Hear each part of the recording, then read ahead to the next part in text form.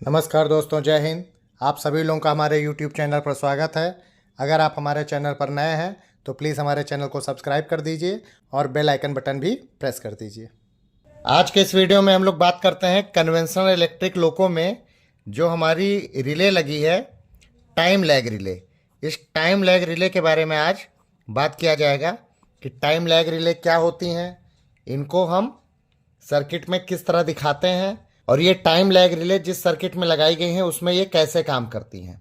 तो जो time lag relay है, जो रिले की बनावट होती है वो इस टाइप की कुछ कॉइल टाइप की आपको सर्किट में दिखती है।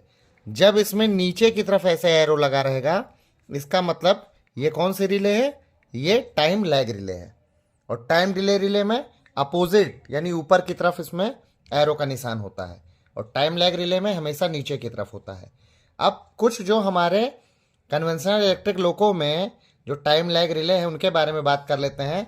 जैसे सबसे इम्पॉर्टेंट और मेन हमारी रिले है Q118। इस Q118 रिले को कहा जाता है ऑक्सिलरी सुपरवाइजिंग रिले। और इस Q118 जो रिले है इस पे 5 सेकंड का टाइम लैग दिया गया है। अब ये 5 सेकंड दिया क्यों है?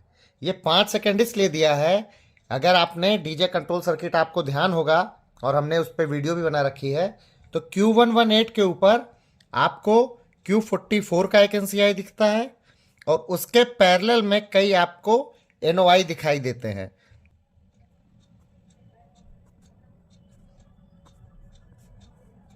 जैसे कि हमारी QPH, QVSL1, QVSL2 और QCVR का NOI अगर ये आर्नो वाला लोको है। तो चूंकि जब हम डीजे क्लोज करने जा रहे होते हैं, Q44 रिले हमारी इनर्जाइज हो चुकी होती है, उस समय ये NCI खुल जाता है और Q118 को सप्लाई इन्हीं रिले के NOI के लगने के वजह से Q118 को सप्लाई लगातार मिलती रहती है। चूंकि ये रिले ऑक्सिलरियों के चलने पे लगेंगे और ऑक्सिलरियां हमारी आर्नो के साथ चलेंगी और ये ऑक्सिलरियां जो आर्नो के साथ चलेंगी, इसको चलने में लगभग 4 सेकंड लगेगा क्योंकि आर्नो अपना आउटपुट 4 सेकंड बाद ही देगा। तो चूंकि 4 सेकंड तक नीचे जो Q118 है उसकी सप्लाई कटी रहती है, इसलिए उसमें 5 सेकंड का टाइम लैग है कि तब भी वो लगातार अपने आप को पिकअप बनाए रहे और डीजे हमारा क्लोज रहे। इसी तरह इसमें नीचे आपने देखा होगा कि Q46 का NCI दिया है और आर्नो वाले लोको में सबसे ऊपर C118 का भी NCI दिया हुआ है। तो जब हम डीजे लगाते हैं उस समय C118 आर्नो वाले में C118 कॉन्टेक्टर भी क्लोज होता है, उस समय ये NCI खुल जाता है और C118 कॉन्टेक्टर वापस कब खुलेगा? 4 सेकंड बाद, यानी ये NCI वापस 4 सेकंड बाद लगता है। ऐसे ही जब हम गाड़ी नाच पे चला रहे होते हैं और MP को अचानक जीरो कर दिया तो GR हमारा 1 by 1 बैक होता है।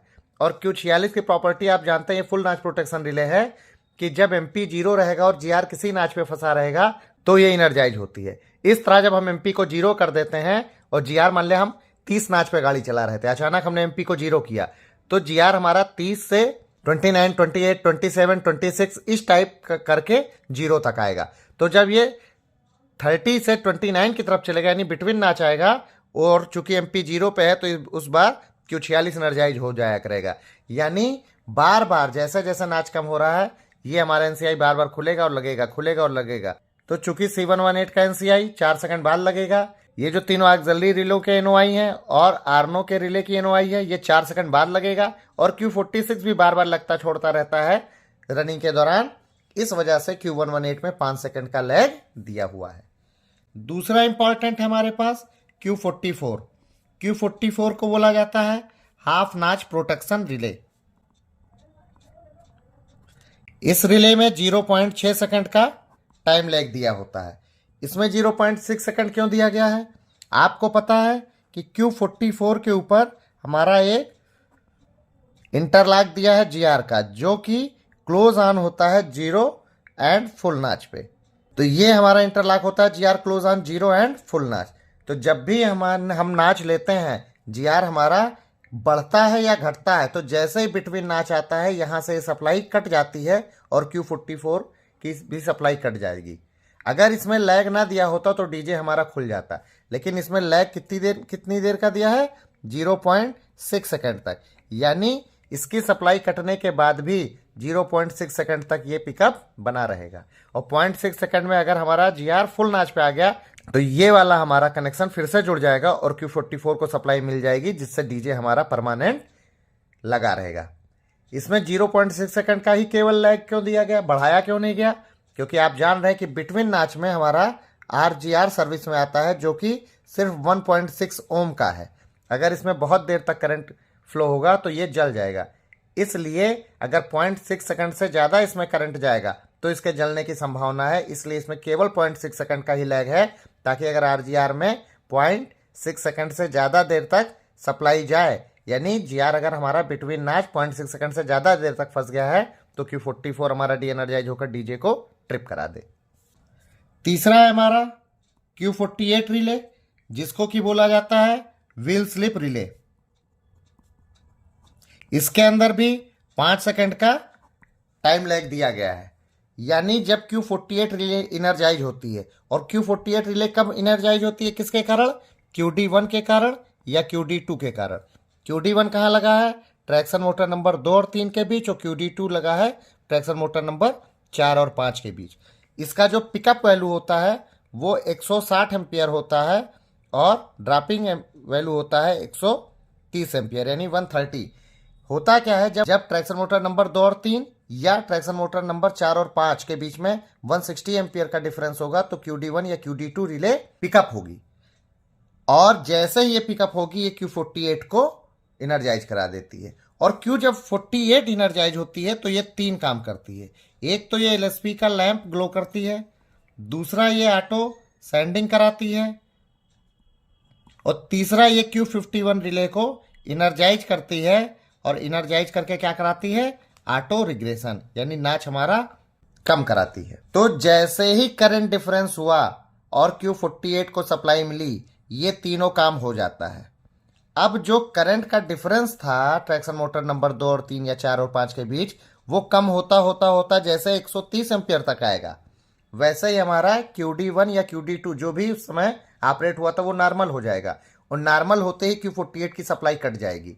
सप्लाई भले ही इसकी कट जाए, लेकिन चूंकि 5 सेकंड का लैग है तो 5 सेकंड तक आपको LSP का लैंप भी ग्लो करता दिखेगा, ऑटो सैंडिंग भी होती रहेगी, और नाच भी रिग्रेट होता रहेगा।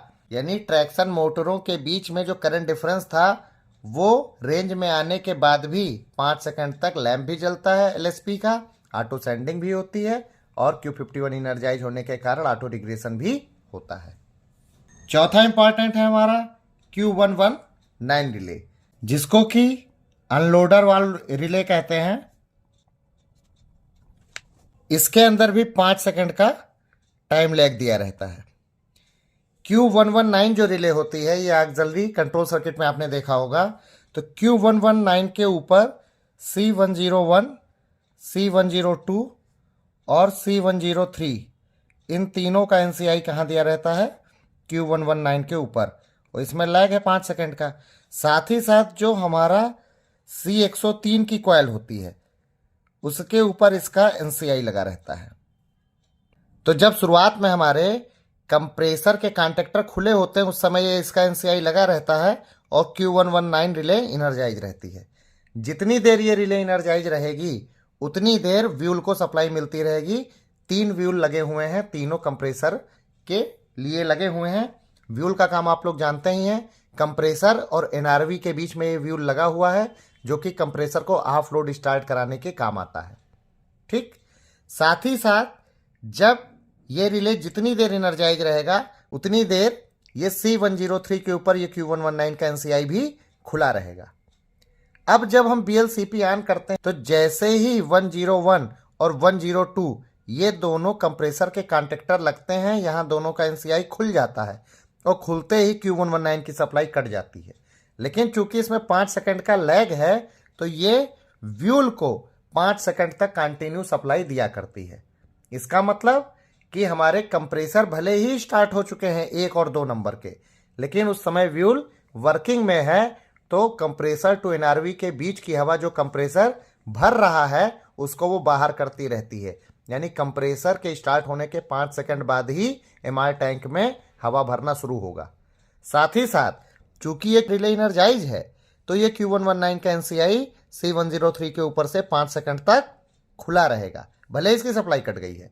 तो कहने का मतलब C101 का जो और 102 इन दोनों कॉइल को तो सप्लाई मिल गई, ये दोनों कंप्रेसर तो साथ में चले, लेकिन तीसरा कंप्रेसर इस Q119 के एनसीआई के कारण 5 सेकंड लेट से चलेगा ताकि हमारे आर्नो पर लोड ना पड़ने पाए। और सबसे लास्ट में हमारा है PR1। ये relay auto flasher light circuit में लगाया गया है और ये P1 प्रेशर स्विच का रिले है। ये क्या है? P1 प्रेशर स्विच का रिले है। ये इस रिले में 60 सेकंड का टाइम लैग दिया है। आपको पता है ये जो P1 प्रेशर स्विच है ये कहाँ पे लगा है? सर्किट में हमने ऑटो फ्लैशर लाइट का वीडियो बनाया हुआ है, पूरा डिटेल उसमें समझाया। उसमें आप देखेंगे कि P1 प्रेशर स्विच हमारा A9 और MU2B के बीच में जो पायलट प्रेशर वाली पाइपलाइन है उसके बीच में लगा है। तो लोको पायलट जैसे ही प्रेशर ड्रॉप करेगा 0.4 kg/cm² जैसे ही प्रेशर ड्रॉप करेगा, यानी गेज में जैसे ही 4.6 बचेगा, वैसे ही क्या होगा, P1 प्रेशर स्विच का ये एनसीआई जो कि PR1 के ऊपर है ये क्या होगा? लग जाएगा। और जब लग जाएगा तो PR1 रिले हमारी इनर्जाइज हो जाएगी। और PR1 का एनसीआई जो लगा है वो कहाँ पे लगा है? ऑटो फ्लैशर लाइट सर्किट में।